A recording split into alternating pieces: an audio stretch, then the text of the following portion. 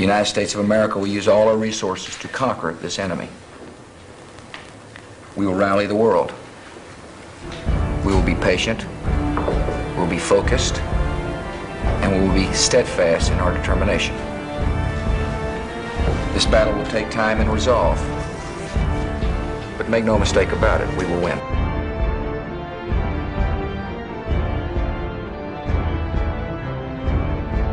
The United States' first experience with terrorism occurred at the World Trade Center in New York in 1993.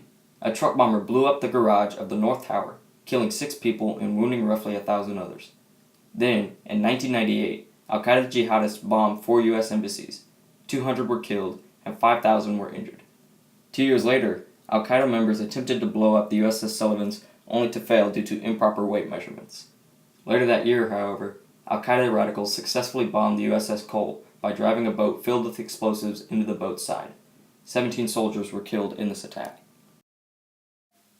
The 2 radical Islamic groups that proclaim jihad, or holy war, against the U.S. are Al-Qaeda and the Taliban, the worst of the 2 being Al-Qaeda due to their leader, Osama bin Laden. Bin Laden, who used his vast resources to help fund the Afghan war against the Soviets, proclaims in his November of 2002 letter to America that the motives for the September 11 attacks include Western support for attacking Muslims in Somalia, supporting the Indian oppression against Muslims in Kashmir, the presence of U.S. troops in Saudi Arabia, U.S. support of Israel, and sanctions against Iraq. With the attacks on the World Trade Center and the Pentagon, which killed over 2,000 innocent civilians, President George W. Bush was forced into declaring war against Afghanistan and its radical tribes of terrorists.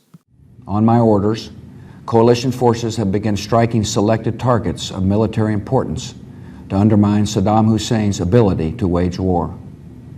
These are opening stages of what will be a broad and concerted campaign.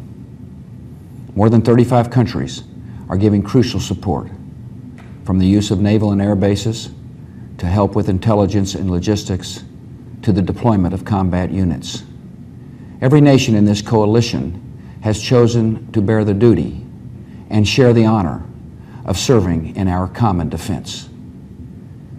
To all the men and women of the United States Armed Forces now in the Middle East, the peace of a troubled world and the hopes of an oppressed people now depend on you. With the support of NATO and the U.S. government funding $81 billion in military aid, the insurgent groups were crushed and the Taliban were removed from power. Although weakened, groups of Al-Qaeda were able to find refuge in Iraq. Leading into 2012, the U.S. had lost nearly 3,000 soldiers and 19,000 more wounded.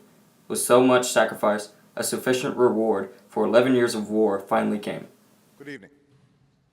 Tonight, I can report to the American people and to the world that the United States has conducted an operation that killed Osama bin Laden, the leader of Al-Qaeda, and a terrorist who's responsible for the murder of thousands of innocent men, women, and children.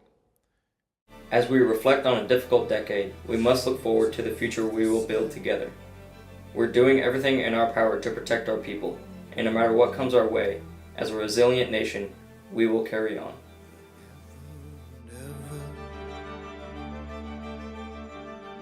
And we can be heroes just for one day.